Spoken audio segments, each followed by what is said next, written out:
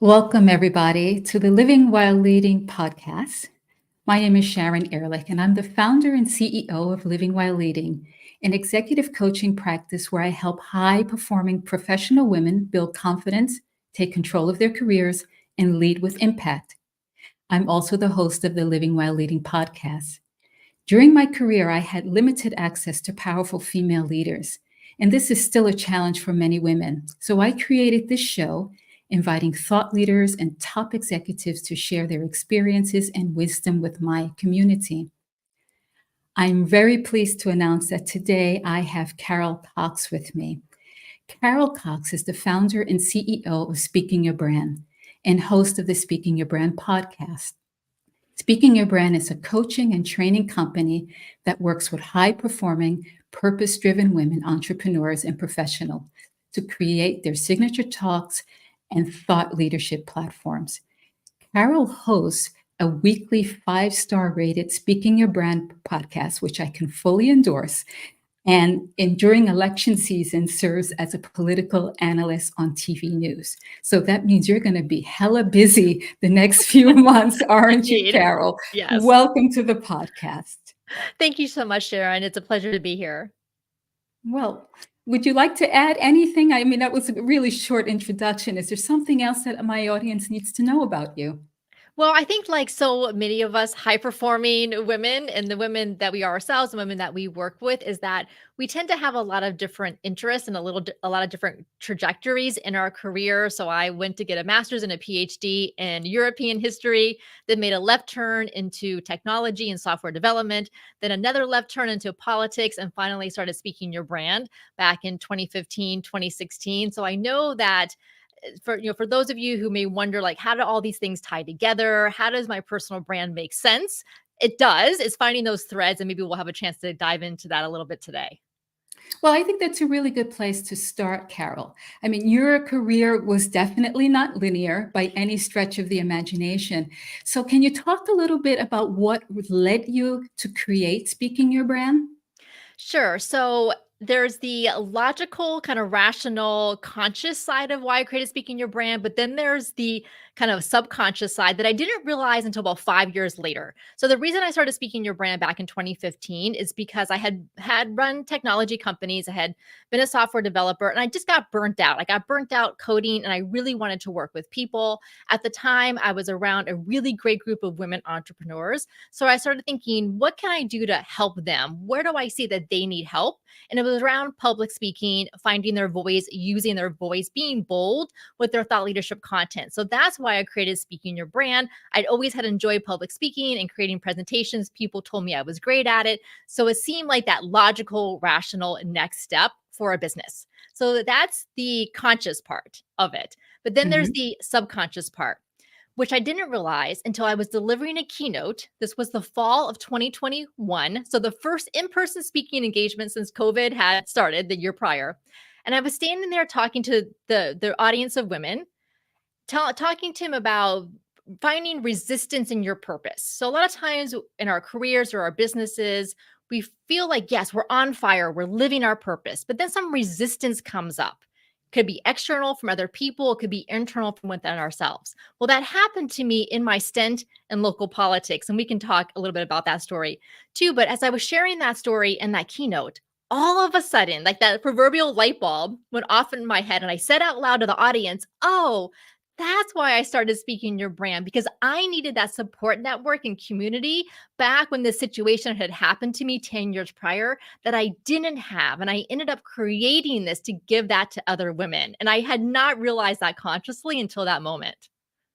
Yeah, you know what I love about that is the generosity of it. Like I said, when I opened up the show, I did not have something in my career, and that was I didn't have access to lots of women leaders and powerful women. And I feel it's almost my duty that I have to do that. And I think this why that Simon Sinek talks about, and we all know about starting with the why, is really important to understand what's your real motivation behind what it is you do. And sometimes it's not that obvious. I mean, you just said yourself that you had been in business for a while and then all of a sudden the light bulb went off, right? Right, absolutely. So, but if you, and we could getting back to the idea of your personal brand and kind of tying your threads together, the different aspects of your career, your interest. If I look back, I see that my why, whether it's through studying history or in technology or in politics or even speaking your brand, is always about looking for the women in the stories and wanting women to tell their own stories and use their voices, whether it's back in history or it's in politics. And we can talk about politics today because it certainly is a lot more Yeah. exciting than it was a week ago. And then, but and then obviously with the work we do here as speaking your brand. So that's that thread. And so for those of you who are watching and listening, think about for your own career, what are those things that you loved to do when you were young? What lit you up? Probably those interests are still with you today. They may come out differently, but that thread is probably still there. Yeah, yeah. I think that's a really good exercise in terms of being a bit introspective.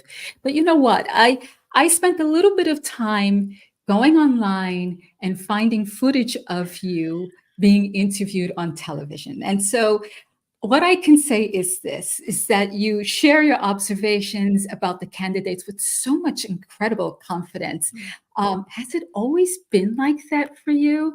And if not, can you share a personal story where you experienced a confidence gap and what you did and what did that moment teach you? So when I'm speaking to audiences or I'm on TV, I kind of put on a persona. And by persona, I don't mean that it's false or it's artificial or it's inauthentic. It's not that. But I'm very clear in the purpose of why I'm there, the message that I'm there to share, the vision that I have, the values that I have, the mission that I have, and how I want that to come across. So when I go on TV news, I am a political analyst on the Democratic side. That is clear. I don't hide that. So I like to joke that I'm on there to express my opinions, which I do, but I'm very clear on my purpose and mission. So I think that's where that confidence comes from. But I've had speaking engagements that did not go well. My confidence really sagged, and I learned a lot from that as well. And usually it's because I got too much in my own head, and my perfectionism got in the way of me truly being able to share my message with my audience. And I did an episode on my podcast about this actually earlier this year. And so for those of you who maybe get nervous with public speaking or being on video or being on TV, first get really clear about your purpose, your values, your mission, what you want to share. Recognize that you are the messenger that has been chosen, whether it's for that TV segment or to stand on that stage or to present that workshop to the attendees. You are the messenger. And how can you create that connection with them through sharing what matters to you and by extension, what matters to them? And this is such a valuable point because when I was thinking about starting my podcast, I thought to myself, and I got in my head as well, saying, well, what do I have to say? Why would anybody want to listen to me? Is anything I have to say original? And then I got over myself with the help of a coach, I have to say, and started to understand that the lens through which I see things is through the lens of my life experience, my lived experience, my background, everything. And so my perspective, of course, is unique and it is different from everyone else's. And that ties into what you were saying about whatever it is you're talking about. Your spin on it, I guess your life experience really influences what you have to say. And so it hasn't been done before because it hasn't been done by you, right? Absolutely, Sharon. And this is what I say all of the time. Yes, that basically someone has talked about your topic somewhere, and probably many someones have talked about the umbrella topics out there. But what you bring to it is exactly what those particular people in the audience have been waiting to hear because maybe your life experience is similar. Maybe they've had a similar career trajectory, or maybe they just feel like they feel that connection with you, kind of like they can't really explain it, but they just feel like that relatability. And Sharon, I know because we work together that you have gotten rave reviews at the speaking engagements that you've been doing over the past year. And I think it's for the same reason because of that relatability and having that perspective and angle in your own story that you're sharing with your audience. Well, I'm glad that you brought that up because I think this is worth sharing with people. There is this idea that because I do this and because I have a podcast and that I do public speaking, that I've got it all figured out. But actually, the reason that you and I know one another was because I was hired to make a presentation, a keynote at an event filled with medical doctors. I'm not a medical doctor, right? And so I was very concerned about my credibility. How can I stand up there in front of all of these MDs, some of them MDs, PhDs with specialists, et cetera, and tell them something? And I had my doubts. And then I worked with you and I worked with Diane, and I realized, well, that was just pure rubbish what I was thinking because I do have something to say.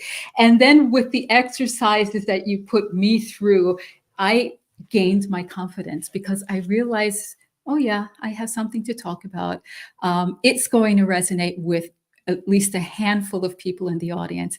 And what I can say was after I finished the presentation, there were so many women standing in line waiting to talk to me because they wanted to say that, it hit a nerve, it triggered them, it made them think of something. And so all of my concerns were completely misguided because at the end of the day, there were people in the audience who thought the message was valuable to them. I want to ask you a question about storytelling Mhm. and building confidence. Can you share an example with us of a story that profoundly impacted your thinking about your professional ambitions? And before you answer that, I just want to tell those who are listening, if you have a question for Carol, please ask it in the chat.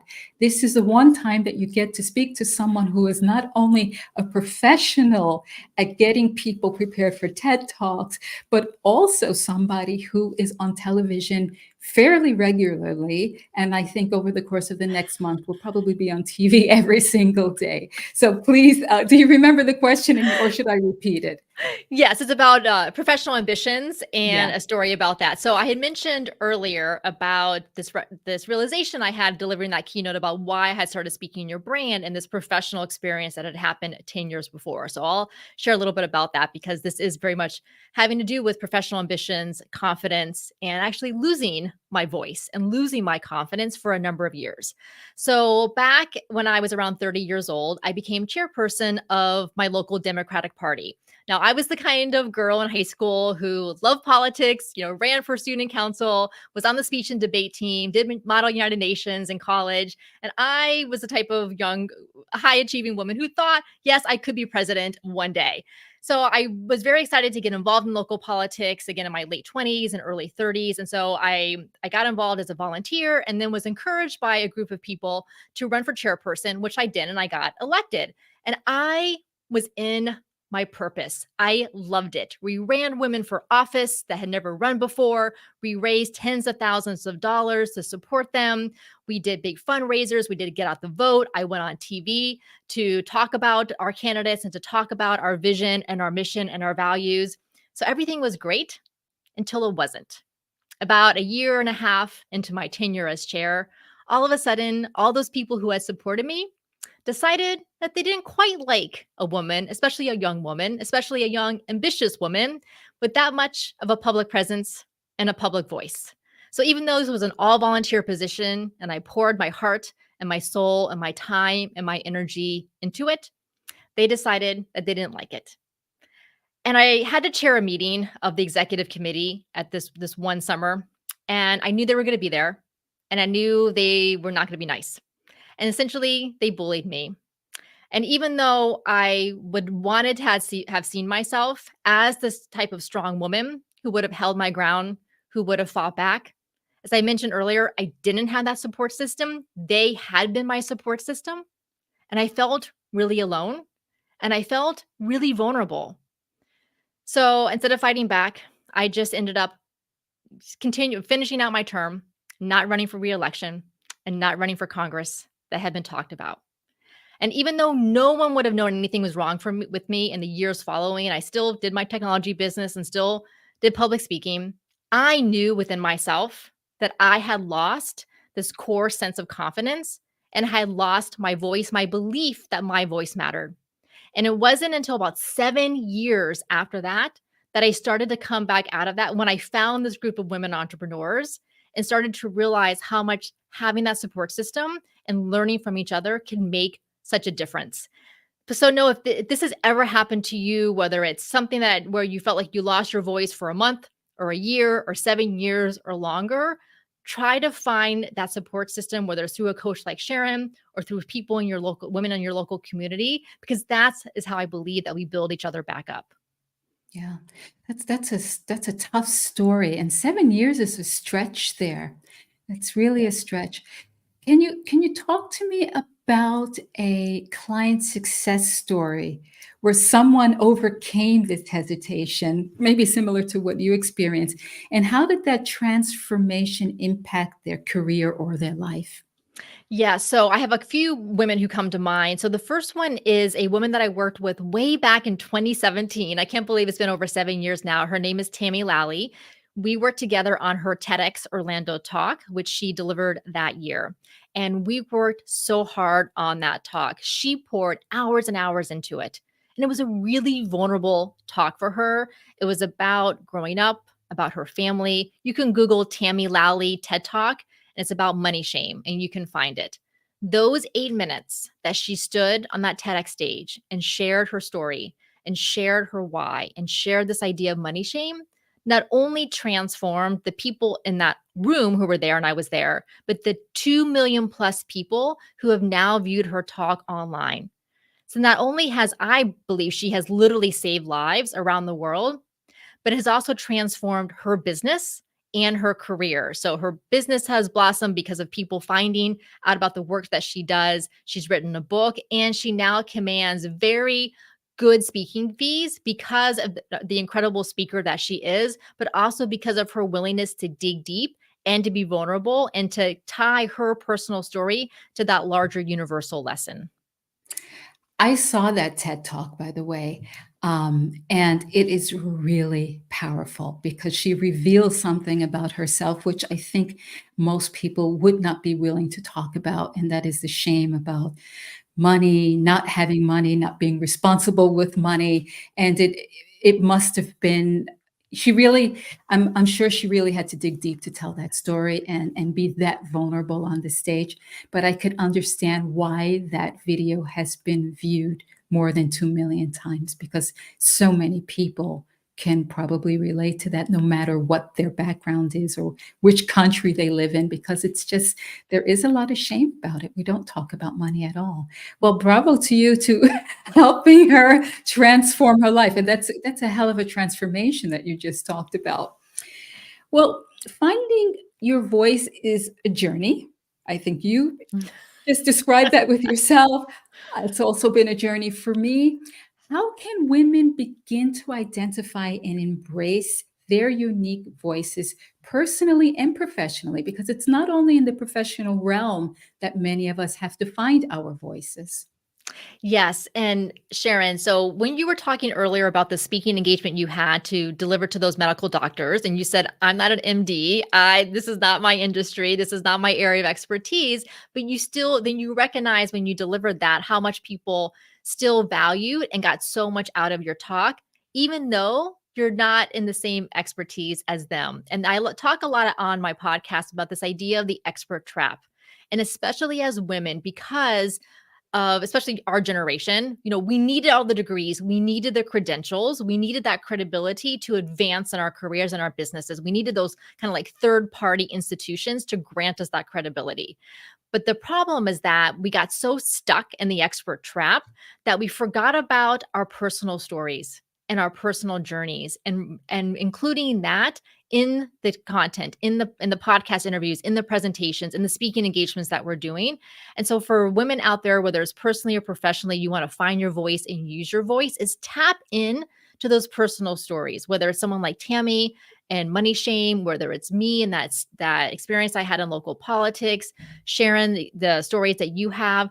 Think about what are those stories that have shaped you, whether it was when you're 5 years old or 15 years old or 35 years old or 50 years old, and start talking about those and really find that emotional kernel of that message. So a lot of times with the stories, we kind of like want to Like we want to kind of like smooth out all the rough edges to make them seem more palatable to our audiences, but it's actually those gritty details that are the ones that we need to keep in. It may feel hard initially to share them, but that's what's going to connect you to your audience. And honestly, I really believe that it liberates us. Our stories, telling our stories liberates us from some of the shame or the baggage we may feel about them. I think you make a valuable point, but I'd like to push back on a little bit because I'm Mhm. sure some of my listeners are saying, well, sharing a personal story in a professional setting might be a little bit weird. How would you counter that response?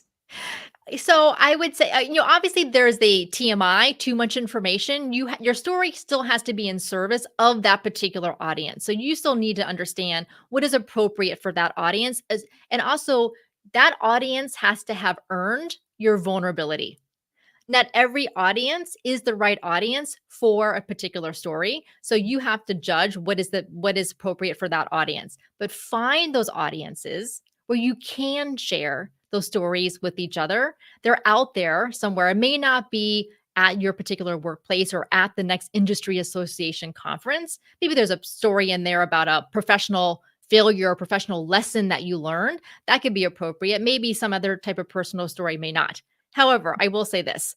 I have another client that I worked with last year. She was on my podcast. Her name is Karen Keen. And very sadly, she had a very tragic situation happen to her back in 2020. And she came to me earlier last year, so 3 years after that tragic incident, and said, I really want to tell my story, but I need help doing so. And she's very well regarded in the community, one of the pillars of our community, woman of the year, all of that. And she was concerned, how if I share the story, what are people going to think? What it and all that. So but she's been sharing it because she has that bigger why. She has that bigger mission. And I feel like anyone who judges someone else for sharing their story in an appropriate way, that says more about them than it does say about the person choosing to share that story. I feel like as humans, there is no greater gift we can give to each other than truly listening and honoring and being there to hear each other's stories. And if you're in a workplace or you're in an environment that's not going to honor those stories, again, in a professional way, then find a place where you can do that, because I feel like the cultures of workplaces need to be able to support this level of vulnerability, including from business leaders as well as from to other team members. Well, when we think about that, let's talk about the Mhm. practicality of it. Yeah. So how can professional women ensure that their communication, whether it's in speeches or it's in presentations or everyday interactions, is really aligning with who they are? Because you talked about organizational culture, and we Mhm. all understand that organizational cultures can actually be all consuming. Mm. And it can sometimes be very difficult to be yourself because you somehow have to fit into this culture. So what would you say to women in that instance who they want to speak, they want to be themselves, but they have this bigger elephant in the room called culture that they have to deal with? Yeah. So, I very gladly do not work in corporate. I never have. This is why I've been an entrepreneur for over 20 years. So I may not be the best person to answer that from my own personal experience. But let me say this. I do have a client that we worked with a couple of years ago. She's worked in corporate for her entire career. And she was at a particular, and she told me this story. She was at this particular company and she really wanted to advance into leadership. She had been there a long time. She had proven herself. She had an excellent performance record, taking on more responsibilities and more projects. But she thought the problem was her. As why she wasn't advancing, why she wasn't getting promoted. And finally, that proverbial straw was too much when she was passed over again. And she recognized at that moment, oh, this isn't about me. This is actually about the culture of this particular company that I am in. She went to look for another job. She found another company that had a much better culture that matched her and matched what she wanted. And she is thriving there now and she loves it. So it may be that you can change or adapt to the culture within your workplace. It may be that there's another culture out there that may be a better fit for you where you do feel comfortable using your voice. Again, always in an appropriate professional way that advances the goal that you have and advances the goal that your team or the organization has in a positive way. Right. Well, we have something here from Deborah Skyers, and she says, and I'll read it. Carol, I applaud you for overcoming your fears about public speaking and rising to the forefront of helping people to use their voices effectively. Do you have any strategies for dealing with your inner voice of judgment, particularly when you perceive a tough crowd? Okay, great question, Deborah. Thank you for asking this. I don't know about you, Sharon, or about for those of you listening. Have you ever delivered pretty much the same presentation, the same content to one group of people, and it is amazing? They love it. They're engaged, they're leaning forward, they're answering your questions, and you're like, this is fantastic. And then you go and you deliver that same presentation to a different group, and it's crickets. No energy, All flat, no yeah. engagement. It totally falls flat. Yeah. So is it on you? Is it on the content? Is it on the audience? Well, it's a mix of all of those, right? Some there's group dynamics everywhere. So if you feel like you're facing a tough crowd, it could just be the dynamics of that group are different. So don't put that too much on yourself. It's a lesson of what kind of audience most benefits from this type of content and from my communication style. Maybe that particular group is not a great fit for you. Now, if it's a tough crowd, but you know you need to share a particular message with them and you know going in or you think going in is a tough crowd. So what I like to do at the beginning of a presentation or a meeting like that is break the ice through some questions to the audience to kind of get them talking out loud initially. So they're not kind of sitting back with their arms crossed, wondering why they're there. So getting them involved, but also saying out loud what they're probably thinking in their head. All right, everyone. I know this is not the topic that you all want to be sitting here for an hour talking about today. So, how can we make this valuable to you? What do you want to get out of our hour together? Ask them right there, kind of diffuse any objections that they have by saying them out loud, and then talk about those shared goals, those shared objectives that you all have, and how you can get there together with that time and with the topic that you're presenting on. Mm-hmm.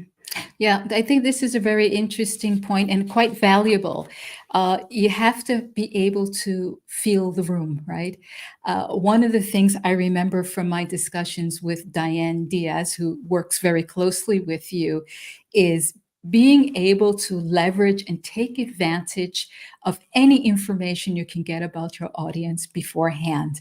If it's an event, working with the event organizers. In my case, when I was presenting to a room full of doctors and surgeons, trying to understand, what are the pain points? What is it that they're really challenged with? And informing myself about that. And I wouldn't say I rewrote my entire presentation, but I certainly put in the threads that tied into what I was told would be of interest to them. And it was indeed very effective.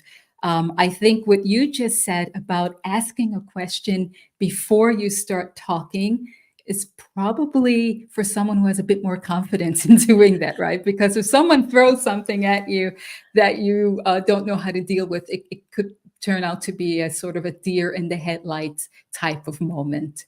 Mm-hmm. Well, and Sharon, I would say yes, public speaking does get better the more reps you put in, whether it's virtual presentations, podcast interviews, in person, and so on. For sure, you're definitely going to build your confidence the more you do it. And I know it can feel scary to elicit questions from the audience, whether it's in the beginning or in the middle or at the end of your presentation, because you wonder, am I going to get a question I don't know the answer to, or they're going to say something that feels off. Here's what I think most people want. They just want to be heard and acknowledged. You don't have to have a quote unquote answer for them. You don't have to tell them that they're right. You don't have to debate them on the spot. If they say something and it's not quite in alignment with where the direction you want to go in with your talk, just thank you so much for sharing that. That's a really interesting point. I'd love to talk about that with you later. Or that's something that we're definitely going to talk about here in a few minutes. That's all. Just acknowledge them. Yeah. Thank you. There were so many other things I wanted to discuss with you, but we've actually run out of time. So first off, Carol, I'd like to thank you for being here with us and sharing your expertise and being so open and vulnerable with us. Folks, if you'd like to reach out to Carol, she is very active on LinkedIn, so send that connection request. You can also connect with me as well. My next guest is going to be Alexandra Gaudiani. She is the Global Marketing Vice President of Medtronic, and she's going to be with us on August 7th. Thank you for your attention for those of you who joined us live. And for those of you who are going to watch the replay, thank you for being here and thank you for your engagement.